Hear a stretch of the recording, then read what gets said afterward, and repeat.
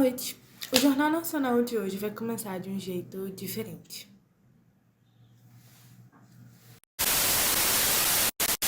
Hoje vamos falar sobre ele, Que era o terror dos cristãos. sobre Epicuro. Epicuro nasceu na ilha de Samos, em 341 a.C., logo à morte de Platão. Começou a se interessar pela filosofia ainda muito jovem e estudou com os seguidores de Demócrito e Platão, dois dos filósofos mais importantes da antiguidade. Mais ou menos no ano de 300 ali, Epicuro fundou uma escola filosófica, que ficou conhecida como os epicuristas. Os epicuristas se reuniam no jardim, portanto eles começaram a ficar conhecidos como filósofos do jardim. Logo após a entrada do jardim, havia uma placa que dizia: Estranho, aqui você pode desfrutar a vida. Aqui o bem mais elevado é o prazer. Caso vocês tenham notado, tem uma plaquinha dessa também na porta. Nesse jardim também, quando ele foi fundar, ele uniu a ética do prazer de Arístipo com a teoria atomista de Demócrito. Quando falamos de prazer, geralmente todo mundo pensa a mesma coisa. Mas o que Epicuro propunha com uma vida feliz era, sobretudo, o cultivo de prazeres modestos, como da amizade e da reflexão. Ele dizia: para que a vida não seja assombrada pelos para que a vida não seja assombrada pelo medo dos deuses ou da morte. Epicuro morreu em 270 e o epicurismo começou a perder força com a ascensão do cristianismo. Os cristãos não viam com bons olhos a valorização epicurista pelos prazeres mundanos. Pelo contrário, eles viam até como um pecado. Os cristãos também foi um dos grandes motivos pelos quais restaram poucos escritos de Epicuro. Embora tenha sido um escritor prolífico, de suas inúmeras obras restaram a Carta Meneceu, era uma breve exposição de suas ideias éticas, a Carta a Heródoto, que resume a sua metafísica, e a Carta a Pítocles, que fornece uma explicação atomista para fenômenos naturais.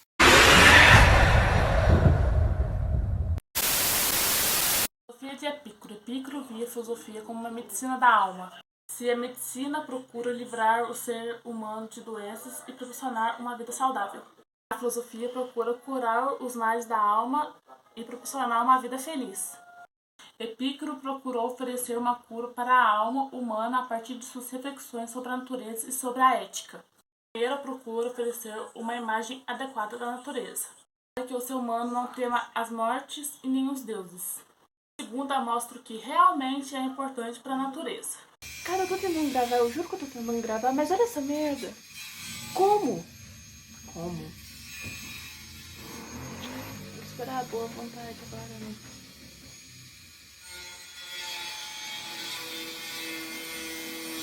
Deus dá-me se me der força, eu quebro essa máquina. Epicuro acreditava que o universo é composto por átomos e vazio.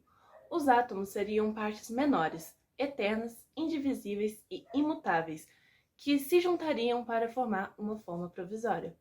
Ele também dizia que além dos átomos só existe uma coisa, o vazio. Do contrário, os seres e objetos não poderiam se movimentar entre si, o que tornaria a natureza imóvel, estável.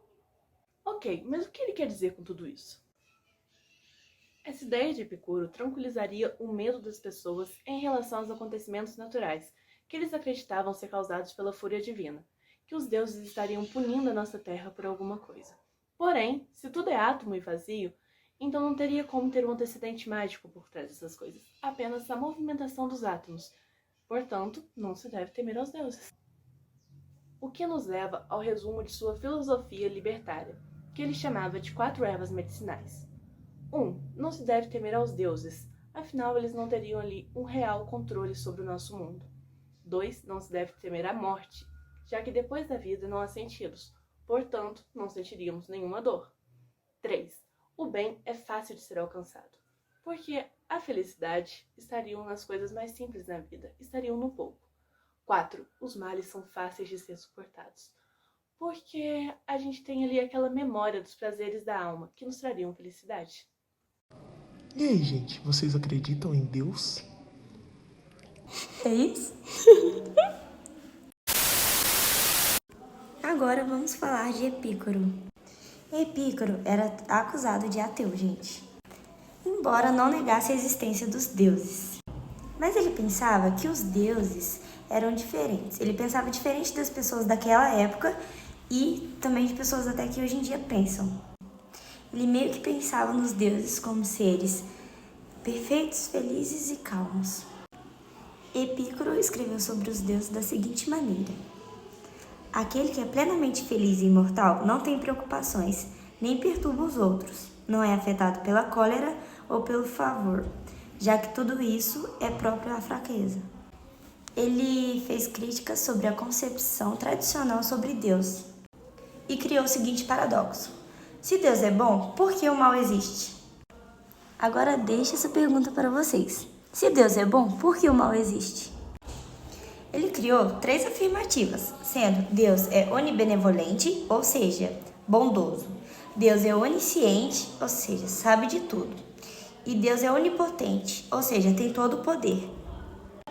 Só que, pessoal, essas 3 afirmativas, 2 anulam uma, ou seja, se Deus sabe de tudo e é todo poderoso, então possui conhecimento sobre o mal e poder para acabar com ele.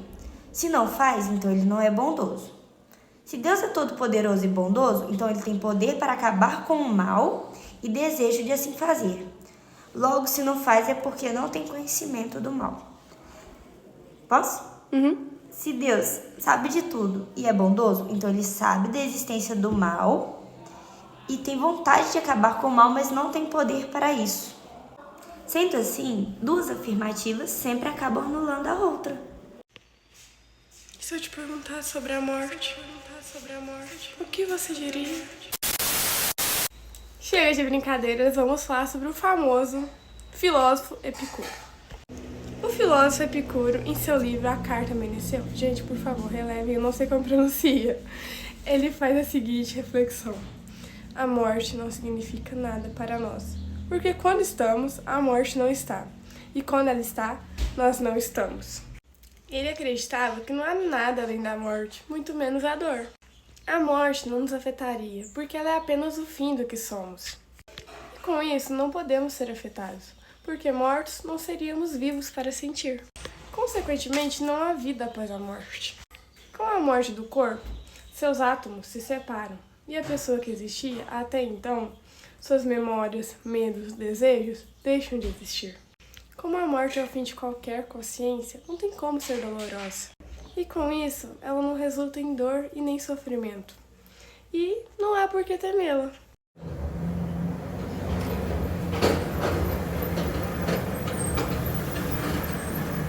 Mas e vocês, preferem ter razão? Impossível gravar. Mas e vocês, preferem ser felizes ou terem razão? E eu voltei, galerinha. Vamos usar, tá? Ops. Epicuro, aonde quer que você esteja, eu vou atrás de você, porque eu não aguento mais ouvir seu nome. Agora falando sério, é muito importante a gente notar que para Epicuro, uma vida de prazeres é totalmente diferente daquilo que pensamos ser um prazer. Na Carta Meneceu, como eu já disse, eu não sei se é isso que pronuncia, então, né, relevem. O Epicuro escreveu o seguinte: não são bebidas, nem banquetes contínuos, nem a posse de mulheres e rapazes, nem o sabor dos peixes ou das outras iguarias de uma mesa farta que tornam doce uma vida. Epicuro diferencia 3 tipos de prazeres presentes nos seres humanos. O primeiro são os desejos naturais e necessários. Esses são os desejos elementares da natureza humana, como a comida, bebida, sono e amizade. Não há como ser feliz sem satisfazer esses desejos. O segundo são os desejos naturais, mas não necessários. São desejos naturais que resultam de necessidades humanas, mas é possível viver e ser feliz sem elas. São exemplos desse tipo de desejo: uma mansão, banquetes e muita bebida. E o terceiro são os desejos inúteis. Nessa última categoria se encontram os desejos que não satisfazem nenhuma necessidade natural, mas resultam das falsas opiniões humanas sobre uma vida boa. Estão incluídos aqui o desejo da fama, glória e poder.